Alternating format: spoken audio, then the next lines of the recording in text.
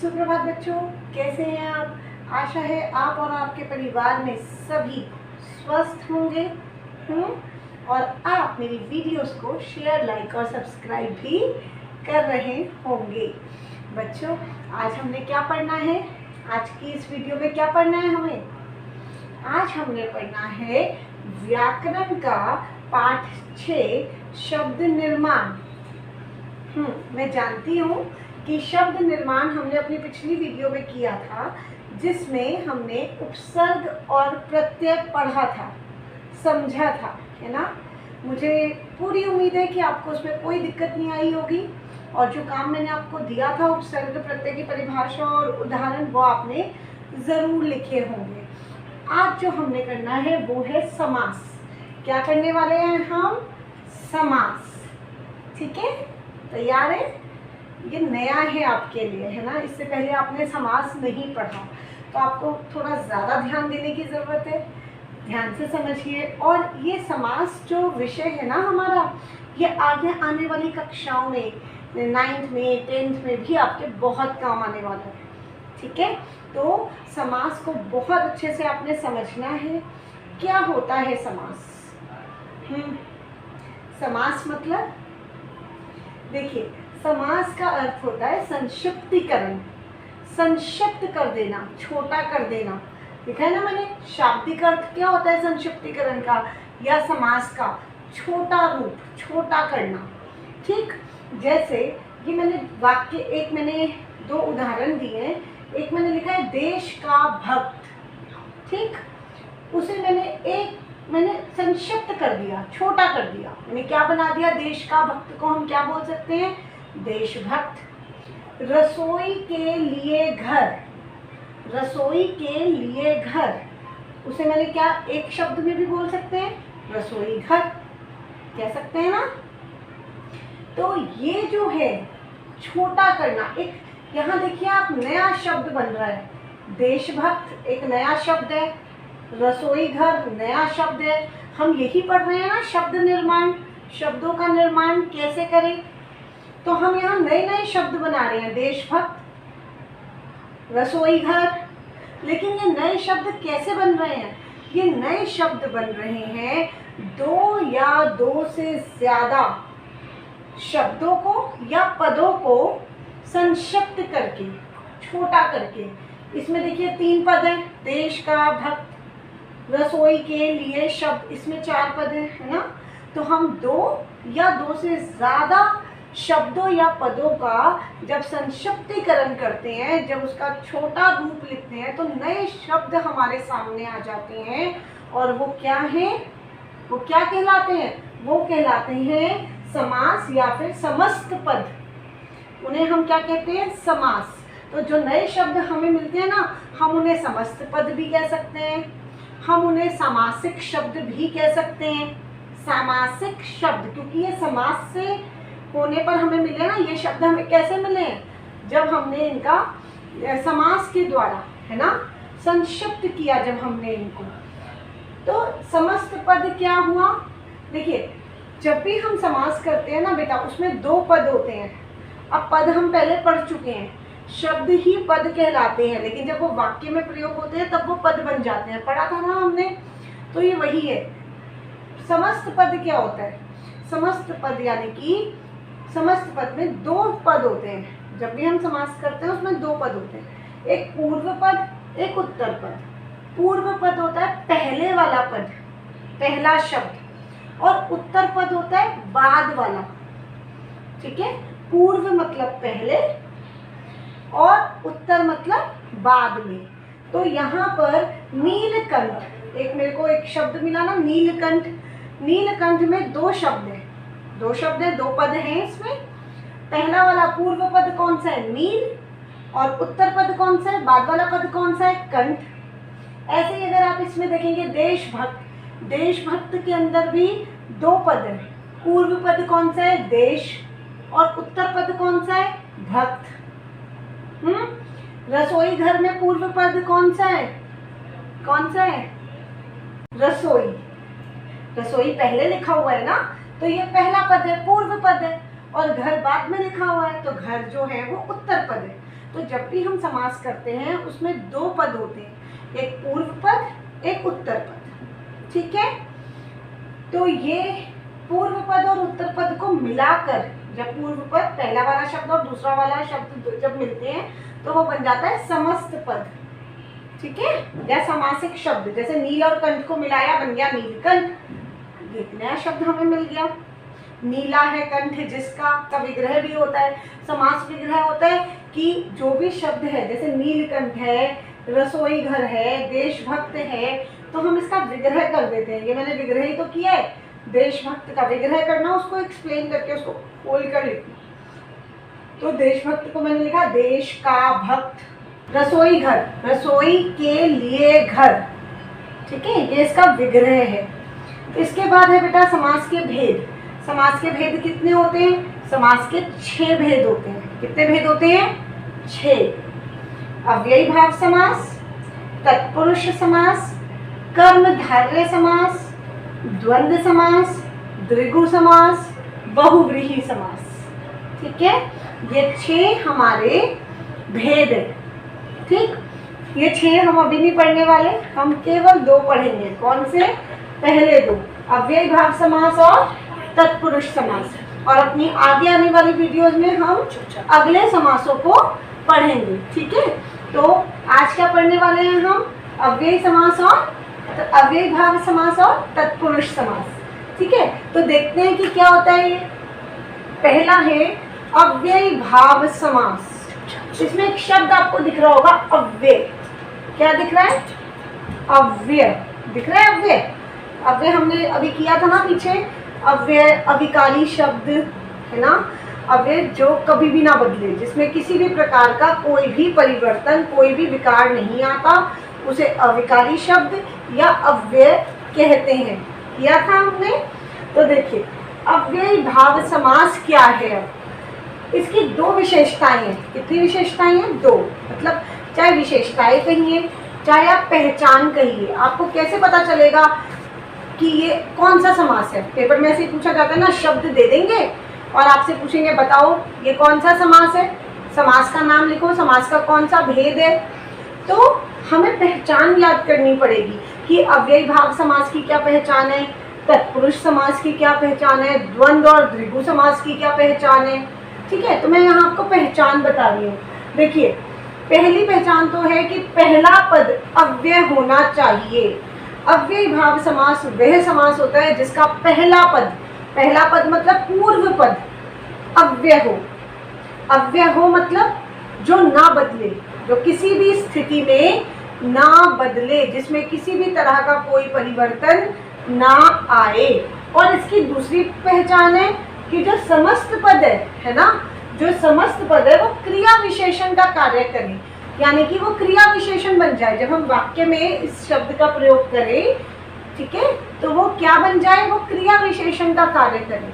तो चलिए देखते हैं कि ये मैंने 2 उदाहरण लिखे हैं, इनमें ये पहचान है या नहीं। तो पहला शब्द है यथाशक्ति। अब इसमें भी 2 पद है। कौन कौन से? पूर्व पद है यथा और उत्तर पद है शक्ति। तो मैंने क्या कहा पहला, कि पहला पद अव्यय होना चाहिए। तो पहला पद कौन सा है? पहला पद है यथा। पहला पद कौन सा है? यथा। तो यथा अव्यय है या नहीं? अव्यय है ना। देखिए, आप यथा का क्या, यथा को बदल सकते हो? यथा का यथे, यथो, यथी ऐसे कुछ लिख सकते हो? नहीं लिख सकते ना। यथा का मतलब यथा ही रहेगा, यथा बदलेगा नहीं। कोई भी लिंग, कोई वचन, काल, किसी भी स्थिति में यथा नहीं बदलेगा।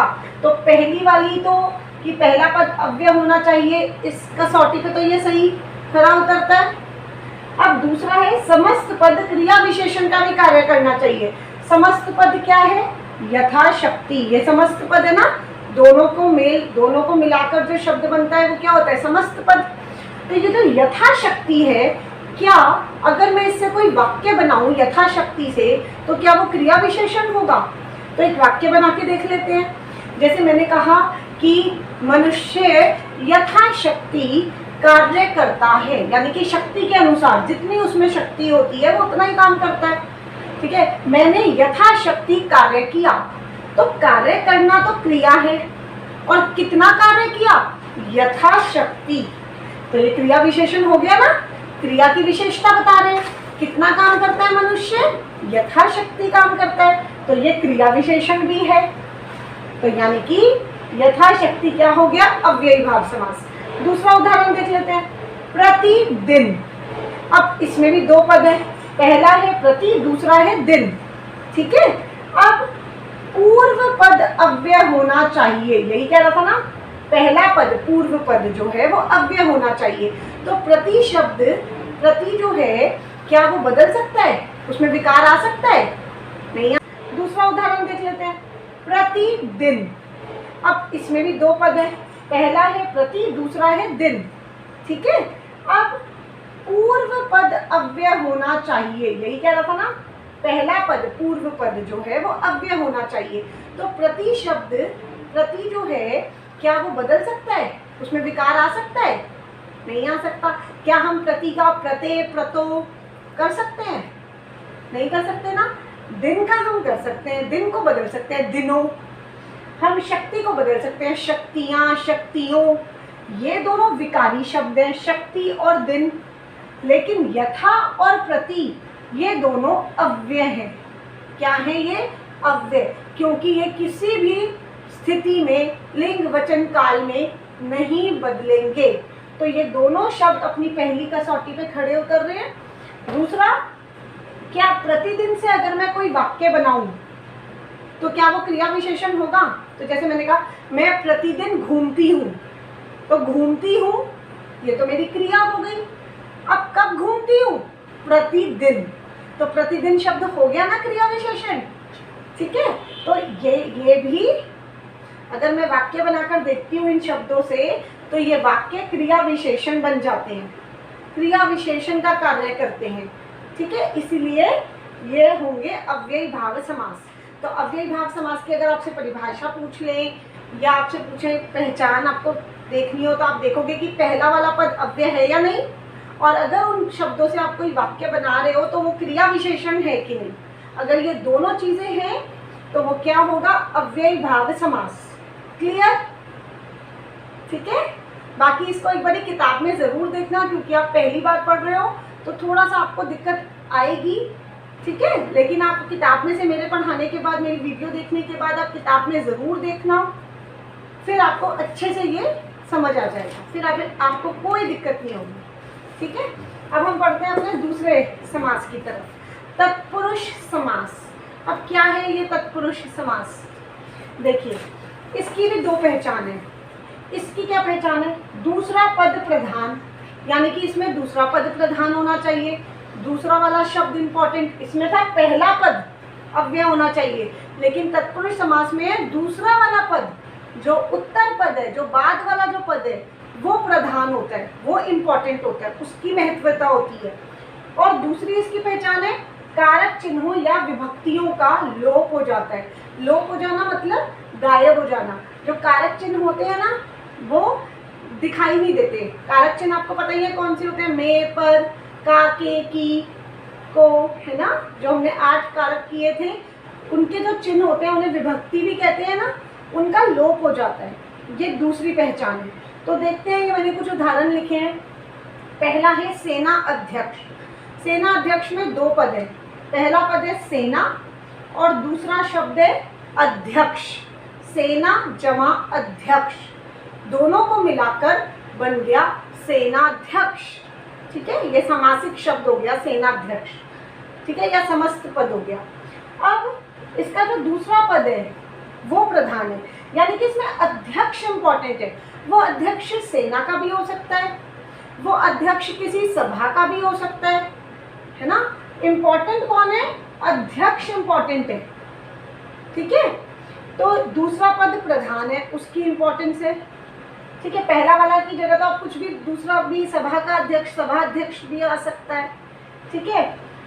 दूसरा पहचान क्या थी कि जब आप इसका विच्छेद करोगे, जब समास का विग्रह करोगे, तब कारक चिन्हों का लोप हो जाता है। तो देखिए, सेनाध्यक्ष को अगर मैं विग्रह करती हूँ इसका, तो क्या बनेगा, सेना का अध्यक्ष। तो का जो है वो विभक्ति है ना, कारक चिन्ह है ना का, इसका लोप हो गया। सेना अध्यक्ष, बीच में कारक जो विभक्ति थी वो गायब है। ठीक है, दूसरे में देखिए सिर, सिर दर्द। अब इसमें भी दो हैं, एक सिर और एक दर्द। ठीक है, अब इसमें जो उत्तर पद है यानी कि जो दूसरा पद है, दूसरा वाला पद कौन सा है? दर्द। पहला पद है सिर, दूसरा पद है दर्द। दर्द इंपॉर्टेंट है। क्या इंपॉर्टेंट है? दर्द।